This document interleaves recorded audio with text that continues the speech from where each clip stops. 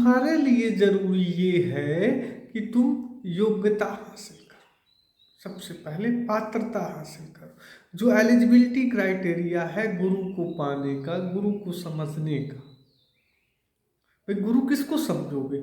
गुरु उसी को समझोगे जब उसके बताए रास्ते पर चल करके तुम ईश्वरत्व का अनुभव कर पाओगे। अगर तुम्हें कोई व्यक्ति मिल भी गया, उसने रास्ता भी बता दिया, लेकिन तुम ईश्वरत्व का अनुभव नहीं कर पाए, तो फिर वो तुम्हारा गुरु नहीं है। अभी आपको गुरु नहीं मिला है। गुरु मिलने का मतलब है ईश्वरत्व का अनुभव होने से। बात को समझना मेरी। गुरु का मतलब है ईश्वरत्व का अनुभव होने से, मार्ग बता देने भर से नहीं। और वह मार्ग तुम्हें तब बताएगा जब तुम पात्र हो जाओगे, योग्य हो जाओगे। तो व्यक्ति को चाहिए, मनुष्य को चाहिए कि सबसे पहले वह अपनी योग्यता, अपनी पात्रता को विकसित करे। जितने जल्दी, जितनी अच्छी वो योग्यता अपनी विकसित कर लेगा, अपनी पात्रता विकसित कर लेगा, उसको उतना ही अच्छा गुरु और उतनी ही सरल विद्या और उससे भी सरल परमात्मा का अनुभव हो जाएगा। तो आज की इस कहानी का आशय यही है कि देखो, हम लोग अक्सर ऐसा ही सोचते हैं, मैंने भी कई जगह ऐसी सिचुएशन फेस की है कि लोग आते हैं, कहते हैं अगर आप गुरु हैं, अगर आप सिद्ध हैं, अगर आप जानते हैं, अगर आपको परमात्मा का अनुभव हुआ है तो बताओ, दिखाओ मुझे कहाँ है ईश्वर।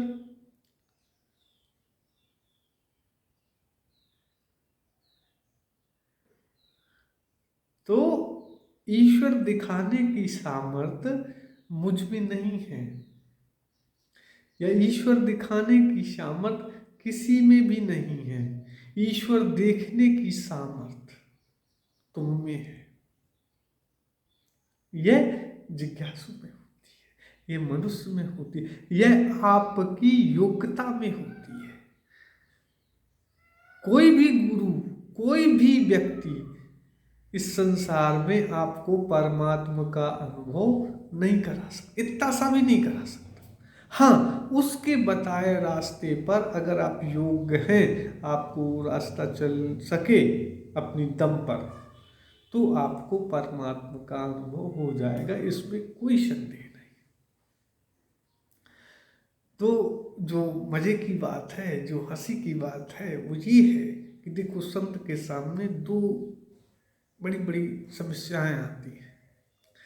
एक पहली समस्या तो यही है, कहते हैं कि बिना दया बिनु संत कसाई, और दया करी तो आफत आई।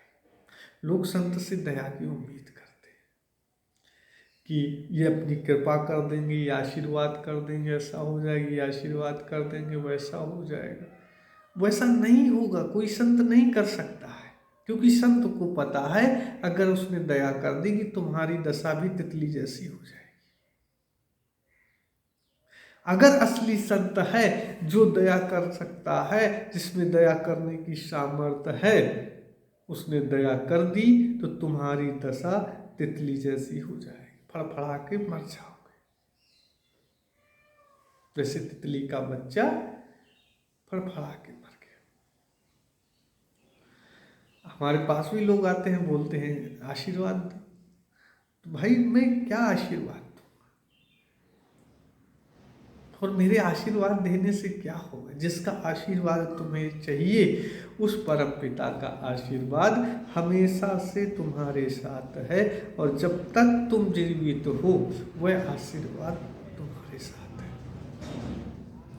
ये श्वास तुम्हें मिल रहा है, ये उस ईश्वर का आशीर्वाद है, और इससे बड़ा कोई आशीर्वाद नहीं है। और अगर कोई तुम्हें आशीर्वाद देने का प्रयास करता है तो वो आपको ठगना चाहता है। अपनी आंखें खोलो, जानो, देखो, है ये बात सच की नहीं है, अनुभव करो।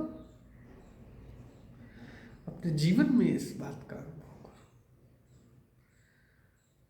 क्योंकि आज के परिदृश्य में हम देख रहे हैं कि लोग सब ऐसे ही चाहते हैं कि कोई दूसरा करके दे जाए, हमें मिल जाए, हमें कुछ न करना पड़े। ऐसा संभव नहीं है। अगर ऐसा मिल भी गया तो तुम्हारी दशा उसी कोकून की जैसी होगी, उसका भोग नहीं कर पाओगे। और आज हम समाज में देख रहे हैं, लोगों ने बहुत सारा पैसा इकट्ठा करके रखा है किसी ने, लेकिन उसको बीमारियों ने घेर के रखा है, उस पैसे का वो कोई उपयोग नहीं कर सकता।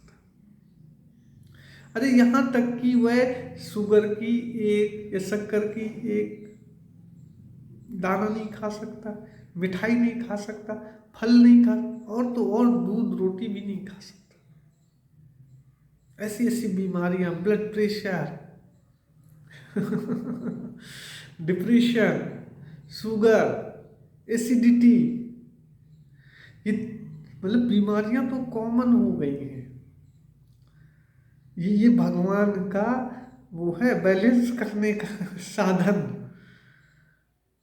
इस बात को समझो, कितनी सरल बात है। और श्री महाराज जी ने जब ये बात समझाई, मुझे भी समझ में आ गया। पहले मुझे भी ऐसे ही कुछ लगता था कि कोई आए, कोई करके दिखाए तो हम मान लेंगे ईश्वर तो है। लेकिन जब श्री महाराज जी ने ये कहानी सुनाई और मुझे समझ आई, तो मुझे लगा हाँ, क्या मैं वाकई योग्य हूँ इस चीज के लिए? क्या मैं तैयार हूँ, या सिर्फ मैं अपना अहंकार, अज्ञान छुपाने के लिए ऐसी बातें करता हूँ? ये सोचने की बात है। देखो, ईश्वर को बेवकूफ नहीं बनाया जा सकता, समझ रहे बात को? ईश्वर को बेवकूफ नहीं बनाया जा सकता।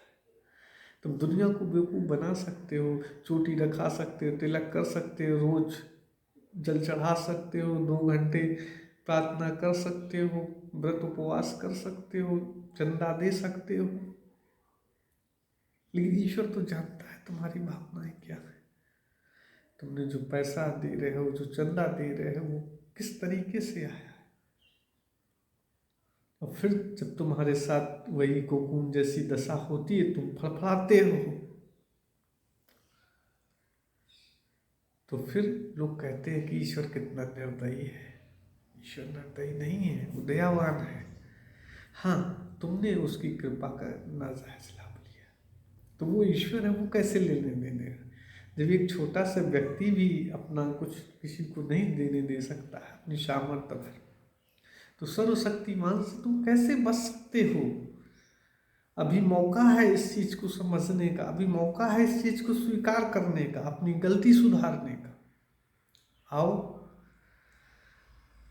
अपना प्रयास करो, हम सुधरेंगे, हम अपने आप को योग्य बनाएं कि उस ईश्वरत्व का, उस ज्ञान का अनुभव कर सके, अपने जीवन को हम आनंद से भर सकें, और हमारे आसपास जो है उनके जीवन में अगर हम खुशियाँ बिखेर सकें, और तो और आने वाली पीढ़ी भी कम से कम एक ऐसा वातावरण में रहे, उसको एक ऐसा वातावरण मिले कि जिसमें वह अपनी भौतिक, आध्यात्मिक और आर्थिक, शारीरिक, मानसिक जो भी उन्नतियां करना चाहे कर सके, उसको ऐसा एक माहौल मिले।